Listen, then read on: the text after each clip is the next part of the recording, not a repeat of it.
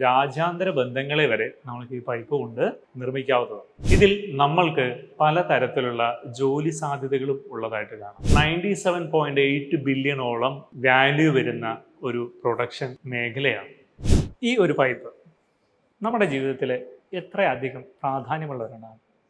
ഇത് നമ്മുടെ ജീവിതത്തിലെ മാത്രമല്ല സാമൂഹികപരമായും രാജ്യാന്തര ബന്ധങ്ങളെ വരെ നമ്മൾക്ക് ഈ പൈപ്പ് കൊണ്ട് നിർമ്മിക്കാവുന്നതാണ്. എങ്ങനെയാണെന്നല്ലേ?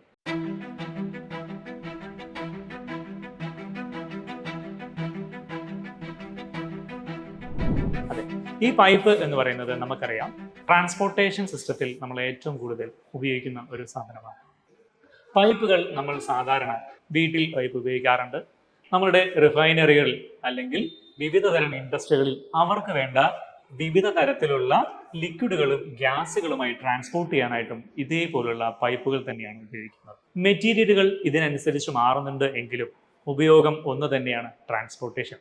ഈ ഒരു പൈപ്പ് നമ്മുടെ ഇന്ത്യയിൽ 97.8 ബില്യണോളം വാല്യൂ വരുന്ന ഒരു പ്രൊഡക്ഷൻ മേഖലയാണ്. ഇതിൽ നമ്മൾക്ക് പലതരത്തിലുള്ള ജോലി സാധ്യതകളും ഉള്ളതായിട്ട് കാണാം. ഒരു പൈപ്പ് എന്ന് പറയുന്നത് വിവിധ തരം മെറ്റീരിയലുകൾ ഉപയോഗിച്ച് നമുക്ക് മാനുഫാക്ചർ ചെയ്യാവുന്നതാണ്. ഇതിൽ തന്നെ PVC പൈപ്പായിരിക്കും നമ്മൾ സാധാരണമായി കാണുന്നതും നമ്മൾ ഉപയോഗിക്കുന്നതുമായിട്ട് ഉള്ളത്. ഇതിൽ തന്നെ വ്യാവസായശാലകളിൽ വിവിധ തരത്തിലുള്ള സാഹചര്യങ്ങൾ അനുസരിച്ച് ഇതിൻ്റെ മെറ്റീരിയലുകൾ മാറിക്കൊണ്ടേയിരിക്കുന്നതായിട്ട് കാണാം.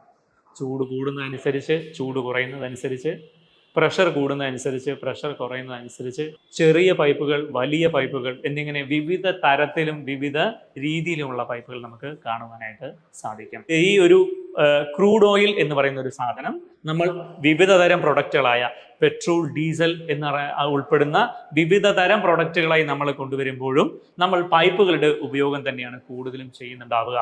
കാരണം ഇവിടെ ഉള്ള ഓരോ സാധനങ്ങളും വേർതിരിച്ചെടുക്കുന്നത് പൈപ്പുകളിലൂടെയുള്ള ഫ്ലോ അല്ലെങ്കിൽ പൈപ്പുകൾ ഉപയോഗിച്ച് തന്നെയാണ് ഒരു പ്രൊഡക്റ്റിനെ വേറൊരു പ്രൊഡക്റ്റിലോട്ട് അല്ലെങ്കിൽ ഒരു യൂണിറ്റിൽ നിന്നും വേറൊരു യൂണിറ്റിലോട്ട് നമ്മൾ ട്രാൻസ്പോർട്ട് ചെയ്യാനായിട്ട് ഉപയോഗിക്കുന്നത്. ഇത് ക്രൂഡ് ഓയിൽ റിഗ് എന്ന് പറയുന്ന ഭാഗത്ത് നിന്നും കുഴിച്ചെടുത്തതിന് ശേഷം നമ്മൾ റിഫൈനറി എന്ന് പറയുന്ന ആ ഭാഗത്തോട്ട് കൊണ്ടുവരുന്നതും ചില സമയം നമ്മൾ പൈപ്പുകൾ ഉപയോഗിച്ചിട്ട് തന്നെയാണ്.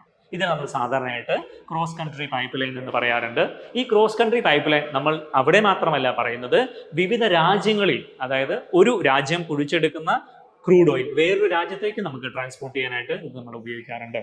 റിഫൈനറികളിൽ നിന്നും റിഫൈൻ ചെയ്ത പ്രൊഡക്റ്റുകൾ പോലും നമ്മൾ ഇങ്ങനെ പൈപ്പ് ലൈനുകൾ വഴി നമ്മൾ കൊണ്ടുപോകാറുണ്ട്. അപ്പോൾ അവിടെയും നമ്മൾ പൈപ്പുകൾ തന്നെയാണ് ഉപയോഗിക്കുന്നത്.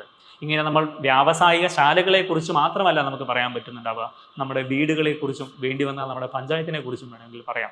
സാധാരണയായി നമ്മൾക്കറിയാം, നമ്മളുടെ ജലവിതരണത്തിന് ഉപയോഗിക്കുന്ന എല്ലാ തരത്തിലുള്ള എല്ലാ മേഖലകളും നമ്മൾ സാധാരണ പൈപ്പുകൾ തന്നെയാണ് ഉപയോഗിക്കുന്നത്. വിവിധ തരം മെറ്റീരിയലുകൾ ആണെന്നേ ഉള്ളൂ, ഇത് ഉപയോഗിക്കുന്ന രീതികൾ വേറെ ആണെന്നേ ഉള്ളൂ. പക്ഷെ എല്ലാം ട്രാൻസ്പോർട്ടേഷൻ എന്ന് പറയുന്ന ആ ഒരു പർപ്പസിന് വേണ്ടി മാത്രം തന്നെയാണ്. ഈ പൈപ്പ് എന്ന് പറയുന്നത് നമ്മൾ PVC എന്ന് പറയുന്ന മെറ്റീരിയൽ ഉപയോഗിച്ചിട്ടുള്ളത് തന്നെയാണ്. അപ്പോൾ PVC സാധാരണയായിട്ട് നമ്മളുടെ വീട്ടിലുള്ള ഉപയോഗങ്ങൾക്ക് ഉപയോഗിക്കുന്ന പൈപ്പാണ്.